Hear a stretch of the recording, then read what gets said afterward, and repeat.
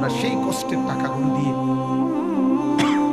দিবা নিশি তোমরা মোবাইলে নারী দেখো, ছবি দেখো। মোবাইল তোমাদের পাগল বানায় দিছে, সিনেমার নর্তকী তোমাদেরকে পাগল বানায় দিছে, টিকটকের অস্থির ছবি তোমাদেরকে বেহায়া বানায় দিছে। আব্বা বলো একটা ছেলে, এক ছেলে, বাবা বলো তোমার কয়টা নারী দরকার, কয় মহিলা হইলে তোমার সারবে? এই বেটা মানুষ রূপী পশু যারা নর্তকী উলঙ্গ ছবি দেখো, বেটা দাঁড়ায় বল কয়টা বেডি দরকার? পৃথিবীতে আসার উদ্দেশ্য শুধু এই নর্তকী দেখা? নারীর জন্যই তোর জীবন, আর কোনো কাম নাই?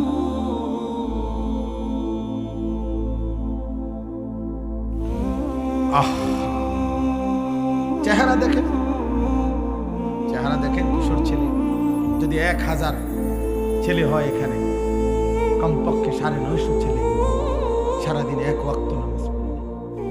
আপনি দেখেন, আমি দাঁড় করাই নাই, বেনামাজি অসভ্য আমি দাঁড় করাই।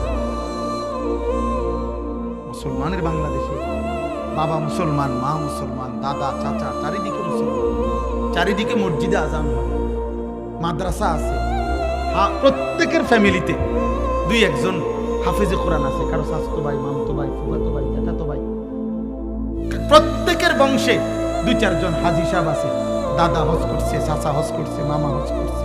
প্রত্যেক বেলা মসজিদের মিনারা থেকে আজান হয়, আজান হয়, প্রতি বেলা আজান হয়, চারিদিকে আজান, মসজিদ, মাদ্রাসা, পুরা ফ্যামিলি মুসলমান, জন্মের পর থেকে শুনছে সে মুসলমান।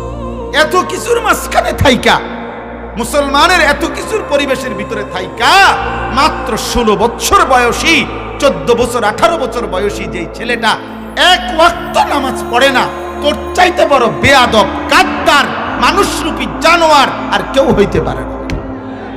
মনে রাখিস, ভাতে তো খাস, আর কি তা?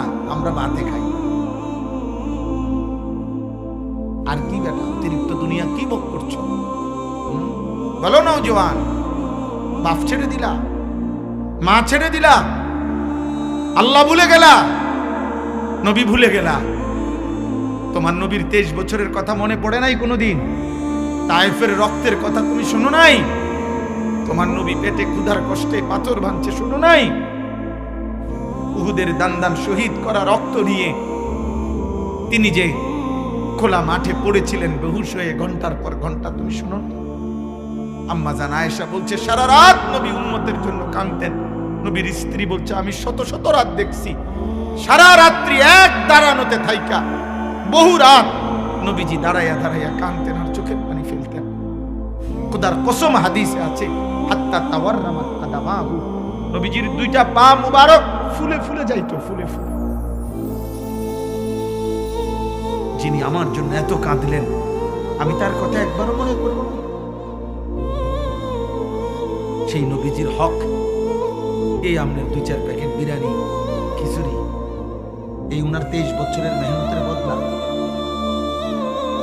আচ্ছা, এটাই যদি ইনসাফ হয় তো ঠিক আছে, ঠেলাঠেলি আপনারাই করেন, আমি জীবনও ঠেলাঠেলি। আমি সুন্নি ওয়াহাবি আমি বুঝি না, আমি এটা বুঝি না, এই ঠেলাঠেলিও আমি বুঝি। আমি বুঝি দোনোটাই। ওয়াহাব এটা মানে আল্লাহওয়ালা, আল্লাহর নাম, ইন্নাকা আনতাল ওয়াহাব। কোন ব্যক্তি আল্লাহওয়ালা হওয়া উচিত, কোন ব্যক্তি নবী সাল্লাল্লাহু আলাইহি সাল্লামের সুন্নাহওয়ালা হওয়া উচিত। তো কাজেই আহলে সুন্নাত ওয়াল জামাত এটাও আমার দরকার, আল্লাহওয়ালা হওয়া এটাও আমার দরকার। আপনি কি বলেন? কোনটাই তো গালি না। সুন্নি এটাও গালি নয়, ওয়াহাবি এটাও গালি নয়। সুন্নি বলার দ্বারা খারাপ কাউকে বুঝায় না, ওয়াহাবি বলার দ্বারাও খারাপ কাউকে বুঝায় না। আপনি কারে বুঝাইছেন? আপনি করতেন খারাপ, এটা তো কোনো কথাই না।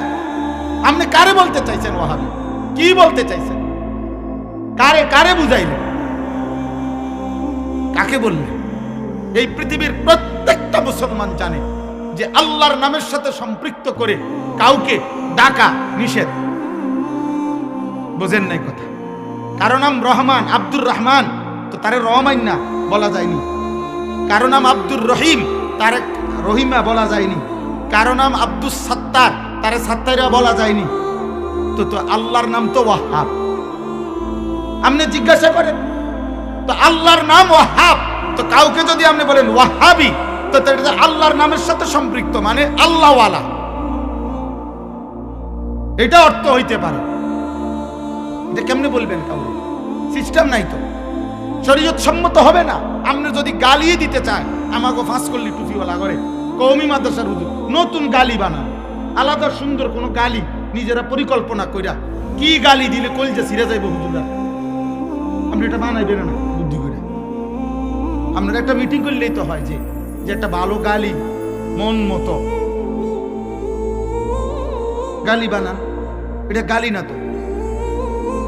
আমার ছেলেরে আমি একবার ওই কেরাত, ছোট ছেলে, ওই গজল আরে কোরআন শরীফ পড়তে কইছিলাম আমার মাদ্রাসায়, কইছে আব্বু তুই একটা কেরাত শুন। হ্যাঁ শুনায় না, পরে আমি বললাম বেত আনেন, তো বেত আনছে আর আমি তার পায়ের দুই দিকে ফ্লোরে বাড়ি দিছি আর কি, ফ্লোরের মধ্যে ইচ্ছা করে, তার পায়ে না, হ্যাঁ কয়ে না।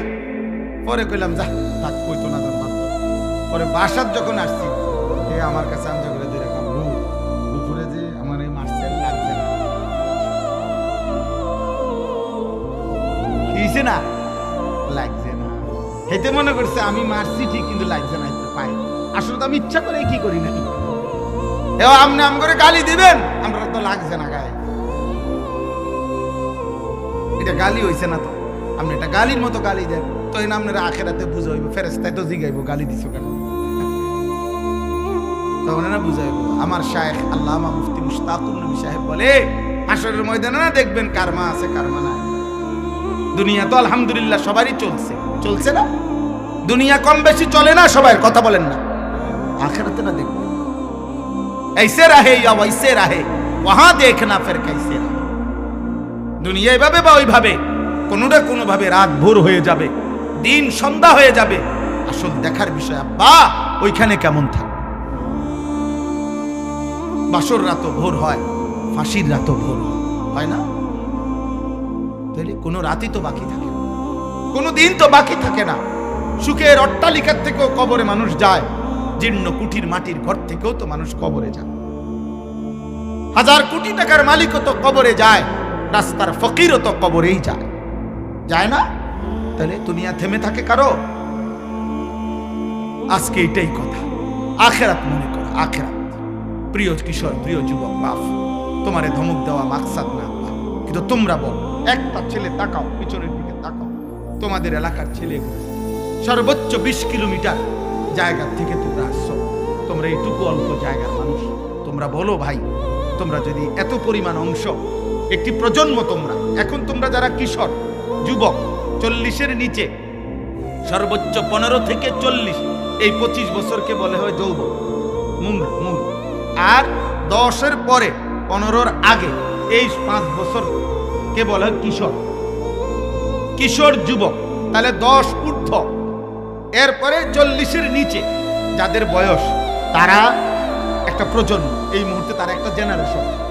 এই জেনারেশনের যদি বড় অংশ, বৃহৎ অংশ, শতকরা 95% যদি নামাজ না পড়ে, আল্লাহ না চেনে, তো এরপরে তোমাদের পরে যে তোমাদের হাতে যে জেনারেশন আসবে, অর্থাৎ আল্লাহ চাহে তো তোমাদের বয়স যখন 40, 45, 50 হবে, হায়াত যদি আল্লাহ দেয়, তো আশা করা যায় এর মধ্যেই তোমরা বিবাহ করবে, আল্লাহ দিলে তোমাকে সন্তান হবে, তো ওই জেনারেশনটা কি হবে? আমার ছেলেরা একজন হইলেও বুঝো, তুমি বুঝতে শিখো। তোমার হাত, তুমি তো তোমার দাদা, তোমার বাবা, তারা দিনদার ছিল, তো তুমি এর দূর আইছো, তো তোমার হাতে যে তুমি কোনোদিন কোরআন ধরে দেখো নাই, তো তোমার সন্তান কি দেবে? যে তুমি কোনোদিন মালিকরে সেজদা দাও নাই, যে তুমি নারী ছাড়া, উলঙ্গ ছবি ছাড়া, অশ্লীল দৃশ্য ছাড়া রাত কাটে না, দিন কাটে না, তুমি পবিত্র স্ত্রী কেমনে পাইবা? তোমার স্ত্রী সৎ হবে কেমনে? চরিত্রবান হবে কেমনে? কিভাবে সম্ভব? যুক্তি কি বলে? আমরা কিতাবে পড়ছি, আমার কাছে কিতাব আছে, ইমাম শাফি রাহমাতুল্লাহ আলাইহি বলছেন, আয-যিনা কারজুন, নারীর সাথে হারাম সম্পর্ক এটা একটা ঋণ, কার্জ। তিনি বলছেন যদি তওবা না করে, আল্লাহ যদি মাফ না করে, খোদার কসম তিনি বলেন প্রত্যেক ব্যভিচারী, জিনাকার নারীর সাথে হারাম যে কোনো কাজ যে করেছে তাকে তওবা না করলে, আল্লাহ মাফ না করলে, ইমাম শাফি রাহমাতুল্লাহ আলাইহি বলছে আল্লাহর কসম তোমার ফ্যামিলির পরবর্তী কাউকে দিয়ে তোমাকে সেটা শোধ দিতে হবে, এটা ঋণ। তিনি বলছে আল আজিনা কারজুন, এটা করজ, করজ, অসভ্যতার শোধ তোমার বিবি দেবে, তোমার অসভ্যতার শোধ তোমার বোন দেবে, তোমার অসভ্যতার শোধ তোমার মেয়ে দেবে। সেদিন তুমি বুঝবা আব্বা জীবন কত কষ্টের। যেদিন শুনবা তোমার মেয়ে ভাইকে গেছে, যেদিন শুনবা তোমার স্ত্রী পরকীয়ায় আসক্ত, সেদিন দুনিয়া আর কিছু লাগবে না। ওই ঘরটাই তখন, ওই জীবনটাই জাহান্নামের মতো। কত লক্ষ মানুষ, কত কোটিপতি রে ভাই। আমি ব্যক্তিগতভাবে আমার জীবনে 1000 কোটি টাকার মালিক দেখছি অঝরে বাচ্চার মতো কাঁদে। সবার কথা বলি না, কিন্তু এমন বহু আছে। আমার এই কয়দিন আগেও কাঁদ, কি কান্দা, হুজুর আমার স্ত্রী, আমি জানি ভিন পুরুষের সাথে দিবানিশি অপকর্ম করে, কিন্তু আমার এইটুকু সাহস নাই আমি বলার মতো। বললে আমার দুনিয়ার যত আয়োজন সব এলোমেলো হয়ে যাবে।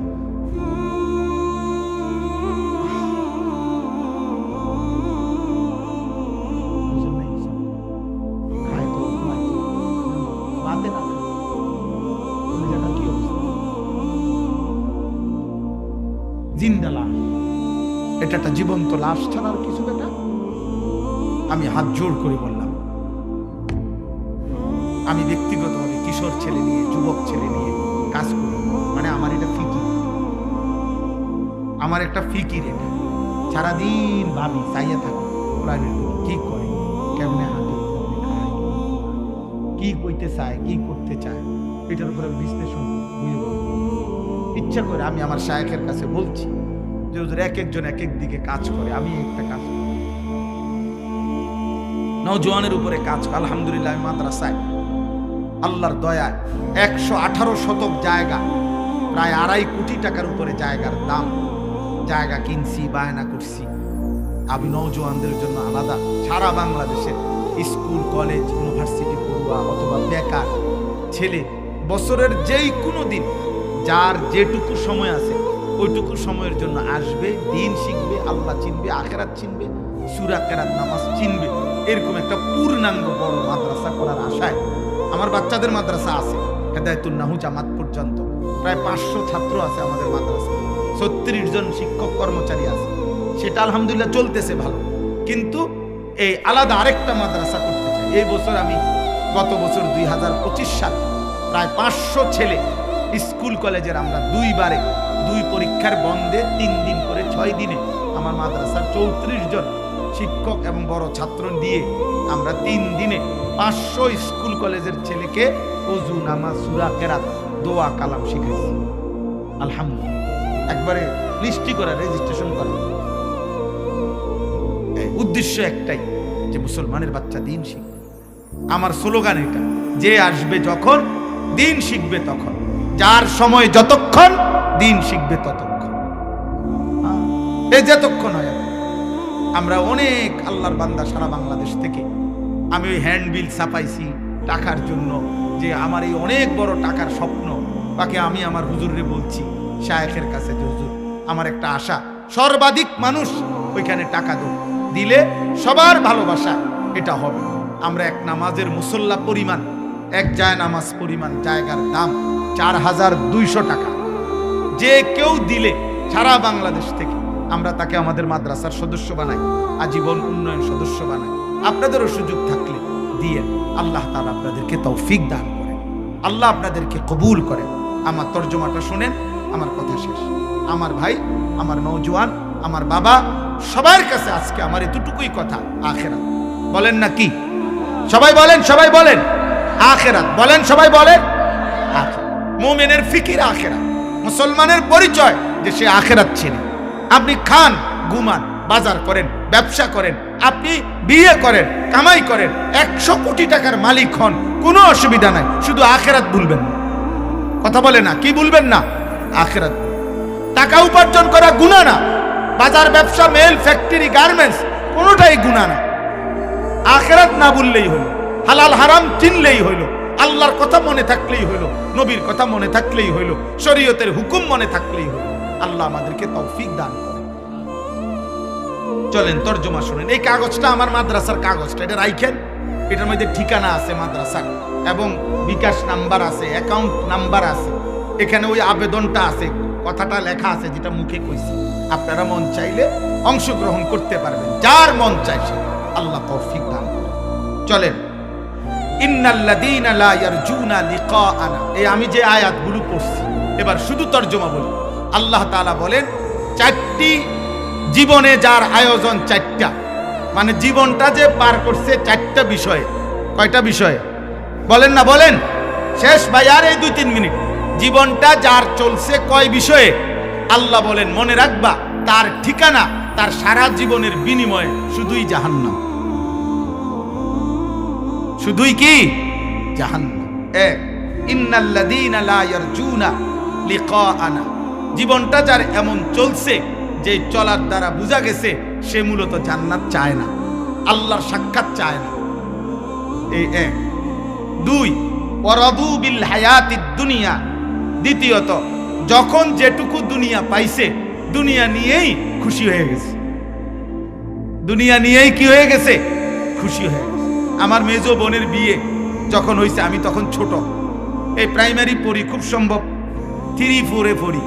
তো বোনের জামাই, মেজো বোন জামাই, তখন ওই বিয়ার গেইটে কাছে জামাইরে যখন নামাইছে, তো আমি আমার হাত দিয়ে একটা ফুল দিছি উনার।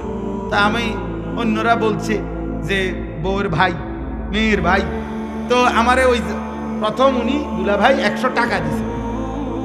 ওই তখন আমাকে গ্রাম অঞ্চলের নিয়ম ছিল যে মানে আটটুক কইলে আরো দেয়, আরো দেয়, আবার দিব, বাকি প্রথম 100 টাকা দিছে। আর আমি এটা লইয়ে দৌড় দিয়ে পরে আমার সবাই দমকাইয়া দেবে, তারপরে আরো দিল হইলে। কিন্তু আমার কাছে তো 100 টাকাই মনে হয়েছে অনেক কিছু। তো এটুকু পাইয়াই আমি কি হয়ে গেছি? খুশি হয়ে গেছি। তো আল্লাহ বলেন যে দুনিয়ার জীবন পেয়েই কি হয়ে গেছে? খুশি হয়ে গেছে। 3, ওয়াতমাআন্নু বিহা, দুনিয়া যেটুকু অর্জন করেছে মৃত্যুর আগে ওইটুকু দুনিয়ার উপরে সে নিশ্চিন্ত হয়েছে। কি হয়েছে? নিশ্চিন্ত। দেখবেন বয়স্ক লোকের মধ্যে এটা দেখা যায় বেশি। ওনার 60 বছরের চাচারে জিগাইবেন, অনেক চাচা কেমন আছেন? আল্লাহ ভালো রাখছে। কেমনে ভালো রাখছে চাচা? আমি নিজে জিগাইছি। কইছে চাচা আমারে বুঝাইছে, আল্লাহর রহমতে 3 ফুট বিদেশ, 4টা মাইয়া বিয়া দিছি, এখন বিল্ডিং করছি বাড়িতে, আল্লাহর রহমতে 4টা রুম, ভিতরে 2টা বাথরুম, বাথরুম গুলো টাইলস। কত বড় নিয়ামত! সব রুমে তো টাইলস আছে আছে, আল্লাহর মেহেরবানিতে ওনার বাথরুমেও টাইলস। কত বড় সৌভাগ্য যে ওনার পূর্বপুরুষ আগে মাটিতে পেশাব করত, আল্লাহর রহমতে এখন উনি টাইলসে পেশাব করেন। আল্লাহ ওনার এটা দিছে। রাস্তার লগে কদ্দুর জায়গা লইছি, ব্যাংকে আল্লাহর রহমতে পোকা টাকা দিয়েছি, আল্লাহর কাছে যা চাইছি হুজুর আল্লাহ দিছে। এই নিশ্চিন্ত। দুনিয়া মিলাইয়া কি ওনার হিসাব ক্লিয়ার। এই জন্য উনি এখন কোনো আপাতত হাতে কোনো কাজ না থাকার কারণে ওনার বাকি যে কদ্দুর ঘরে ভাত খায়, বাকি ফুল টাইম চা দোকানদাররে বলছে, আমার জীবনের বাকি অংশ তোমারে ওয়াকফ করে দিলাম, তুমি কদ্দুর বইতে দিবা, শুধু বলে বন খাবাইবা, বিড়ি দিবা, পেঁয়াজ দিবা, আলুর চপ দিবা, আর আমি শুধু বলে দেবো। কারণ কাজ তো নেই, উনি তো পৃথিবীতে আসার উদ্দেশ্য কি হয়ে গেছে? সফল। ওনার টার্গেট তো কি হয়ে গেছে? Fill up. ওয়াতমাআন্নু বিহা, আল্লাহ বলেন যে দুনিয়া নিয়ে নিশ্চিন্ত হয়ে গেছে। ওয়াল্লাযীনা হুম আন আয়াতিনা গাফিলুন, আল্লাহর আয়াত, আমার বিধান, আমার হুকুম, আমার আদেশ নিষেধের ব্যাপারে গাফেল হয়ে গেছে। গাফেল, বিএসসিএস আরএস খতিয়ান একবার সব বোঝে, আমনে শুধু তাব্বাতিয়াদা সূরাটা শুদ্ধ কইতা,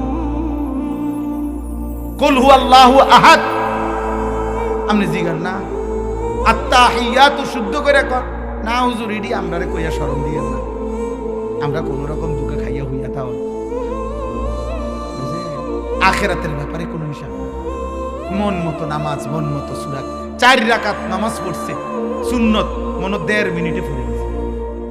জাপানি মেশিন 100 দানার তসবিহ আমি কত দেখছি। আমি না বললাম আমি তাকাই, আমার এটা অভ্যাস, মানুষের দিকে তাকাই আর চরে রাখি। 100 দানার তসবিহ আপনার 1 মিনিটে শেষ। সুবহানাল্লাহ, আলহামদুলিল্লাহ, এটা কি তা, এটা কি এমনি নবীজি এমনি তুই বসে আমাদের মনে হয় সাহাবায়ে কেরাম এমনি পড়ছে, তো আপনি এটা কিতা পড়লেন? গাফিল। আখিরাতের ব্যাপারে কি গাফিল। উলাইকা মাওয়াহুমুন নার বিমা কানু ইয়াকসিবুন। আল্লাহ বলে তার সারা জীবনের অর্জনের বিনিময়ে এই মানুষগুলোর ঠিকানা শুধুই জাহান্নাম। এই বাড়িটা আপনারে জাহান্নামে পৌঁছে দেবে, এই 10 শতক জমি আপনারে জাহান্নামে পৌঁছে দেবে, আপনার 60 বছরের মাথার ঘাম ফেলা পরিশ্রম আপনারে জাহান্নামে পৌঁছাবে। হ্যাঁ, আল্লাহ নিজে বলছে আখিরাতের জান্নাত যে প্রত্যাশা করে না, দুনিয়ার জীবন নিয়েই যে খুশি হয়ে আছে, যেটুকু দুনিয়া পেয়েছে মৃত্যুর আগে অতটুকুতেই নিশ্চিন্ত। আর আমি আল্লাহর বিধান হালাল হারাম জায়েজ না জায়েজ আদেশ নিষেধের ব্যাপারে গাফেল।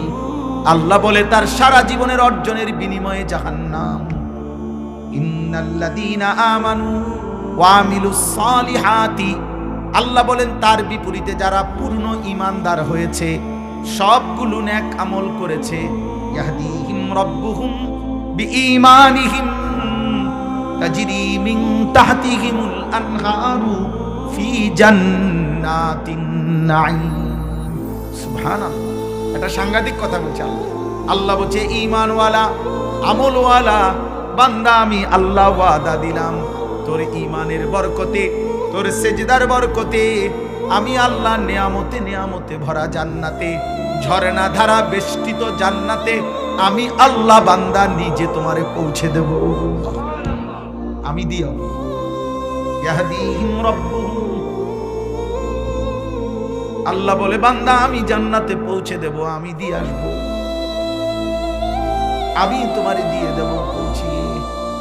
দাওয়াহুম ফিহা, আল্লাহ বলে আমার বান্দা যখন জান্নাতে ঢুকবে তার আহ্বান মুখের উচ্চারণ থাকবে এক কথাই, সুবহানাকাল্লাহুম্মা, আয় মহান আল্লাহ আমি আপনার পবিত্রতা ঘোষণা করছি, আপনি আমারে জান্নাত দিয়েছেন।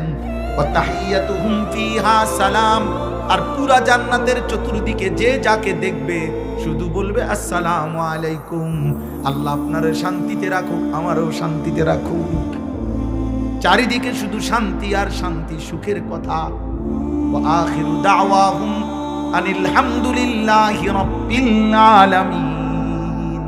আল্লাহ বলে 24 ঘন্টা আমার জান্নাতি বান্দা যত রকমের নেয়ামত ভোগ করবে, প্রত্যেকটা নেয়ামত ভোগ করেই আমি আল্লাহকে বলবে আলহামদুলিল্লাহি রাব্বিল আলামিন। আল্লাহ আপনার প্রশংসা, আপনি সব কিছুর মালিক, আপনি আমারে দিছেন। এই জন্য আব্বা ইমানদার বোকা না, সেজদাওয়ালা বোকা নয়। হালাল হারাম পার্থক্য করে কষ্ট করে দুনিয়া যে চালায় সে বোকা না রে আব্বা। সে বুঝে অল্প কয়েকদিন, দেখতে দেখতে 60 বছর, দেখতে দেখতে 50 বছর। আমার বয়স এখন 45 শুরু হয়েছে, এই দেখতে দেখতে শেষ। অতএব আমি সবাইকে অনুরোধ করলাম, চলে আমরা প্রত্যেকে ইনশাআল্লাহ আখিরাতকে মনে রাখবো ইনশাআল্লাহ। কিশোর ভাই, যুবক ভাই, নওজোয়ান, তোমাদের কাছে অনুরোধ, আল্লাহকে মনে রাখো। হারাম নষ্ট বদ আখলাক, নারী ছবি, অশ্লীলতা, মোবাইলের আড্ডা, আসক্তি আমার আব্বা ছেড়ে দাও। জিনার আড্ডা, মদের আড্ডা, জুয়ার আড্ডা, ওরা তোমারে পৃথিবীতে ঘৃণিত করবে। পৃথিবী কোনোদিন তোমারে মনে রাখবে, কেউ স্মরণ করবে। আখিরাতের কিছু তো মিলবেই না। দুনিয়া দুনিয়া দুনিয়া ভোগ করা যায়, কিন্তু মানুষের কলিজায় স্থান মিলে না। ফেরাউন দুনিয়া ভোগ করছে, আজ পৃথিবীতে কোনো কুত্তার নামও ফেরাউন।